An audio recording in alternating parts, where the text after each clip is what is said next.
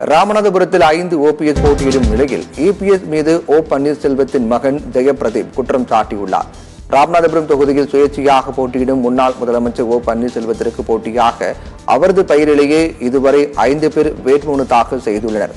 இந்நிலையில் ஓ பன்னீர்செல்வத்துக்கு கிடைத்துள்ள வரவேற்பை அறிந்து கொண்டு ஒரே பெயரில் உள்ளவர்கள் வரவழைத்து வேட்புமனு தாக்கல் செய்ய வைத்துள்ளனர் என்று இபிஎஸ் மீது ஓ பன்னீர்செல்வத்தின் மகன் ஜெயபிரதீப் குற்றம் சாட்டியுள்ளார்.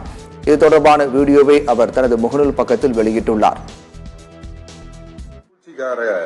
எடப்பாடி கும்பலின் அல்லக்கைகள் ஒரு சிலர் ஐயா அவர்களின் பெயரில் 5 நபர்களை தமிழ்நாடு முழுவதும் இருந்து வரவழைத்து அந்த அப்பாவிகளை கொண்டு வேட்புமனு தாக்கல் செய்திருக்கிறார்கள்.